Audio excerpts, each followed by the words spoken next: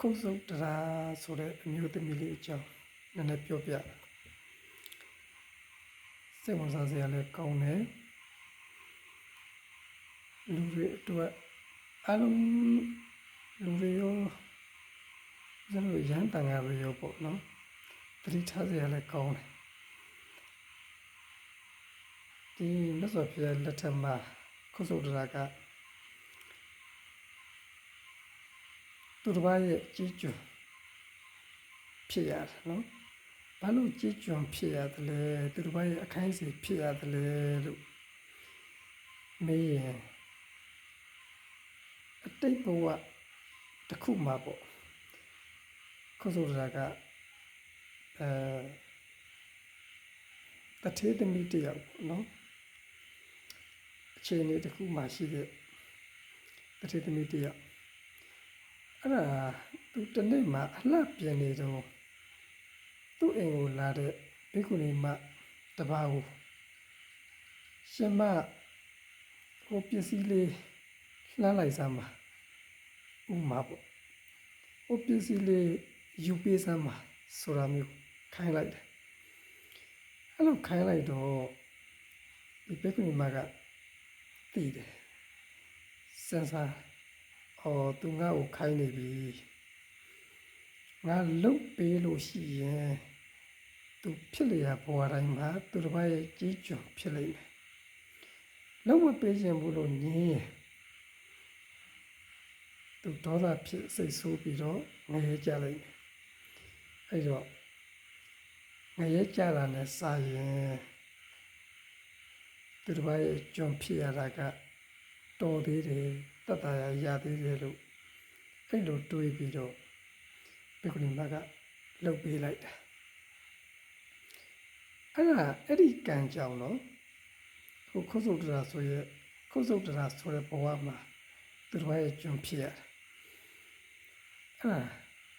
သတိထားစရာတော်ကောင်းတယ်ကိုယ့်ထက်မြင့်မြတ်တဲ့ပုဂ္ဂိုလ်မြင့်မြတ်တဲ့လူတစ်ယောက်ကို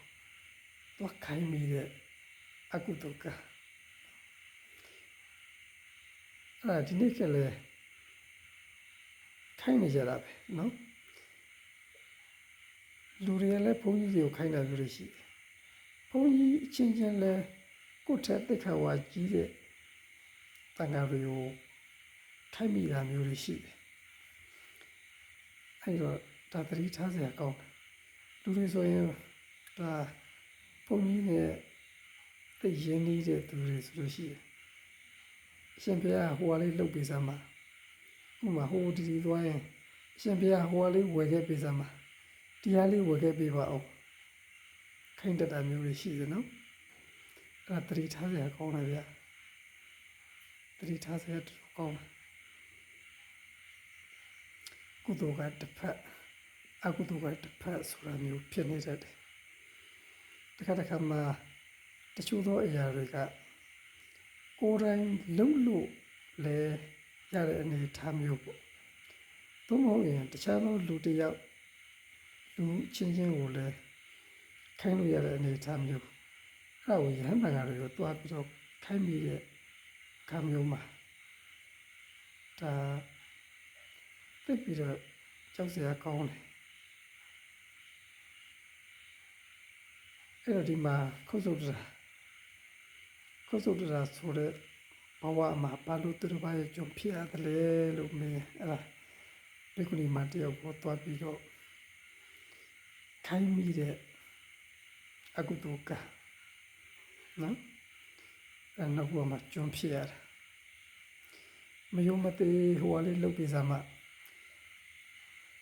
တပည့်တော်ကိုမယုံမသိဟိုဟာလေးလှမ်းပေးစမ်းမတပည့်တော်ကိုမယုံမသိဒီဟာလေးလှမ်းပေးစမ်းမဆိုတာမျိုးပေါ့ခိုင်းတတ်တယ်နော်